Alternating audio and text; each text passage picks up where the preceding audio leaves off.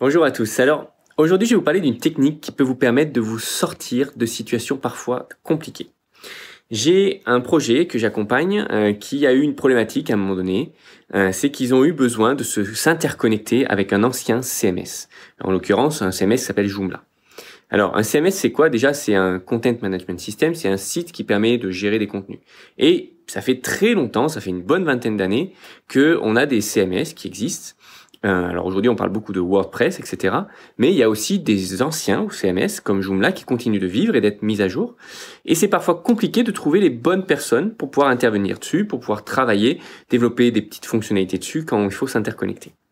En l'occurrence, je travaillais donc là, on suivait un peu avec une équipe de développeurs et l'équipe de développeurs s'est simplement dit, on n'est pas capable de pouvoir intervenir efficacement sur ce type de framework. Et c'est une bonne chose.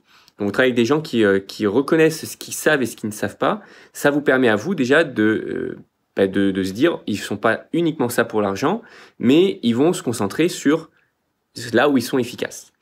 Donc, dans ce type de situation, qu'est-ce qu'on fait? Alors, le plus simple et la pratique que je recommande et que je fais et que je suis de temps en temps sur plusieurs projets, c'est que j'utilise la plateforme qui s'appelle Upwork. Alors, Upwork est une plateforme qui est particulière parce qu'en fait, on se retrouve avec tous les développeurs du monde entier. Donc, il y a énormément de développeurs d'Asie, que ce soit d'Inde, Chine, etc. Il y en a aussi d'Afrique, il y en a aussi d'Afrique du Sud, il y en a beaucoup des États-Unis, beaucoup d'Europe. Et on peut vraiment retrouver tout type de profil à tout type de rémunération différente. On peut trouver des gens qui peuvent être payés quelques dollars de l'heure, comme on peut en trouver certains qui peuvent facturer 500 dollars de l'heure. Il y en a un peu moins sur ce type de plateforme néanmoins. Donc, dans un cas de figure comme celui-ci, j'ai un projet qui a besoin d'une fonctionnalité très précise sur un environnement qu'on ne maîtrise pas. Et ben, c'est l'idéal, c'est le contexte idéal pour utiliser Upwork. Puisque dans ce cas-là, il va falloir identifier quel est vraiment le type de ressources dont on a besoin. On va faire une annonce, on va sélectionner exactement, décrire le projet. Alors, habituellement, généralement, moi, je décris le projet en mode screencast, en expliquant ce que j'attends, etc. Ça permet d'être très, très clair. Et ça nous permet ensuite d'aller chasser, d'identifier des profils qui vont pouvoir nous développer le petit bout de code ou la petite passerelle ou le petit truc dont on a besoin. Ça, c'est quelque chose qui peut être dangereux. Ce type de plateforme peut être dangereux, c'est parce que déjà vous avez affaire à des personnes pour qui il va être compliqué parfois d'évaluer si oui ou non elles sont vraiment bonnes sur leur domaine d'expertise, et si elles vont réellement être capables de faire ce que vous avez demandé. Donc la recommandation, c'est évidemment de leur demander de reformuler votre demande et de vous expliquer comment elles vont le réaliser. Et si vous n'êtes pas un CTO averti, si vous n'êtes pas quelqu'un qui a déjà piloté de nombreux projets, je vous recommande d'éviter ce type de plateforme pour des gros sujets. Faites-le uniquement pour des toutes petites tâches, des tout petits plugins, des tout petites choses pour des petits sujets, des sujets à 50, 100, 200, allez, 500 dollars maximum, grand maximum. Mais il faut vraiment que ce soit pour des petits sujets et ne pas lancer un gros sujet si vous n'êtes pas vraiment un bon expert en pilotage de projet digital. Parce que vous allez avoir affaire à des personnes qui peuvent se faire passer pour des experts, mais qui n'en seront pas.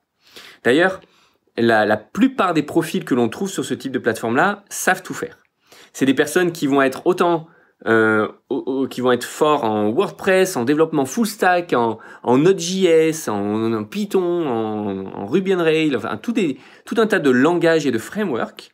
Et en fait, dès que vous allez voir ce type de profil-là, partez vraiment en courant, parce que c'est des profils qui apprennent sur le tas, qui veulent simplement des deals, qui veulent simplement du chiffre d'affaires et qui ne sont absolument pas experts, qui parfois ont des centres de ressources avec 50 développeurs, 100 développeurs, on voit beaucoup ça en Inde, mais qui malheureusement sont rarement au niveau.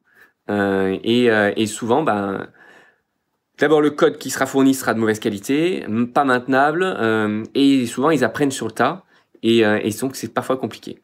Donc, je catégorise pas, et j'ai vu des développeurs qui sont extrêmement bons, que ce soit en Inde, en Chine et dans tous ces pays d'Asie. mais il faut les chercher et c'est très très compliqué à trouver, c'est très compliqué d'arriver à les identifier. Voilà, donc mon petit bilan et petit retour d'expérience, enfin ça fait des années hein, que j'utilise ce type de plateforme et à chaque fois le bénéfice est vraiment sur des petits sujets, sur des sujets où on a besoin d'une expertise pointue, où potentiellement il peut être intéressant aussi de payer les gens pour nous expliquer comment ça fonctionne.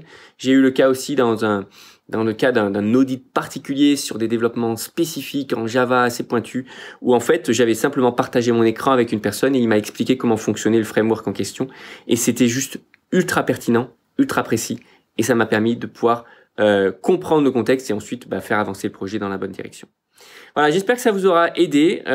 N'hésitez pas à aller vérifier cette plateforme upwork.fr, mais si c'est pour des gros projets, vraiment évitez. Utilisez plutôt des agences locales, des développeurs que vous pouvez connaître par votre réseau et assurez-vous aussi que ce soit des personnes qui correspondent exactement à la technologie dont vous avez besoin.